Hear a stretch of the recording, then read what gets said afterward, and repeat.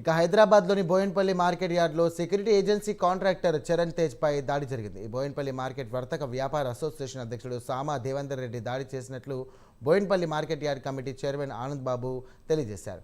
Car parking విషయంలో దేవేందర్ రెడ్డి దాడి చేశారని బాధితులు తమ దృష్టికి తీసుకొచ్చారని తెలియజేశారు. దేవేందర్ రెడ్డి తనతో దురుసుగా ప్రవర్తించారని ఆనంద్ బాబు గౌడ్ తెలియజేశారు. తిరుమలగిరి పోలీస్ స్టేషన్లో దేవేందర్ రెడ్డిపై ఫిర్యాదు చేసినట్లు Boinpally market yard committee chairman తెలియజేశారు.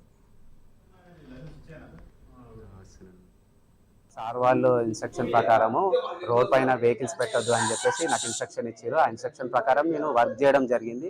అయితే అందులో భాగంగానే సోమ దేవేందర్ రెడ్డి గారు అనేవారు వెహికల్ పెడుతుంటే గత 1 మంత్గా నేను చెప్పాను, అన్న రోడ్ల మీద పెట్టొద్దు, ఎందుకంటే ఈ స్థలము మనకు మెంబర్లకి చైర్మన్లకి వాళ్ళకి పార్కింగ్ కోసం కేటాయించింది, కావున మీకు కేటాయించిన పార్కింగ్లో మీరు పెట్టుకోండి అని చెప్పేసి నేను అనడం జరిగింది.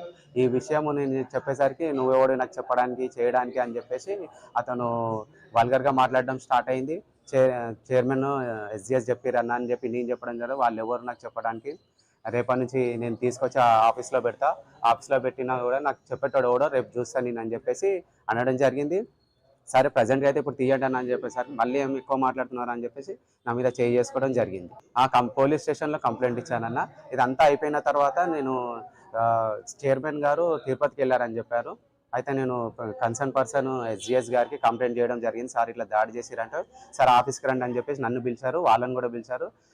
సార్ సమక్షంలోనే కొంతమంది అనుచరులతోనే ఆయన నన్ను దాడి చేయడం జరిగింది. సోమదేవేందర్ రెడ్డి కొట్టడం కూడా జరిగింది. వెహికల్ పార్క్ చేస్తే సార్ ఇక్కడ వెహికల్ పార్క్ చేయొద్దు అంటే అతనే దుర్భాషలు ఆడి బూతులు తిట్టి మ్యాన్ హ్యాండిలింగ్ చేసిండు. అది వీడియో క్లిప్పింగ్స్ కూడా ఉన్నాయి. ఆయన కొట్టడం సరే అని ఈ చరణ్ అనే అతను ఏం చేసిండు, మళ్ళా వచ్చి సార్ ఇట్లా జరిగిందని మా సెక్రటరీ గారికి చెప్పడానికి పైకి వచ్చాడు. పైకి వస్తే ఈ దేవేందర్ రెడ్డి అనే అతను మళ్ళీ ఒక 15-20 మందిని తీసుకొచ్చి, అవి కూడా వీడియో ఫుటేజెస్ ఉన్నాయి కింద, అందరిని తీసుకొచ్చి రూమ్లలో వెతికి మరీ మా వెంకన్న సార్ ముంగట సెక్రటరీ గారి ముంగట కొట్టడం జరిగింది. మళ్ళీ దుర్భాషలు ఆడుతూ మళ్ళీ కొట్టడం జరిగింది. ఇది ఆయన పర్సనల్ ఇష్యూ, మార్కెట్కి అసలు సంబంధమే లేని ఇష్యూ. మార్కెట్కి అసలు సంబంధం లేదు, అసోసియేషన్కి సంబంధం లేదు, రైతులకు సంబంధం లేదు.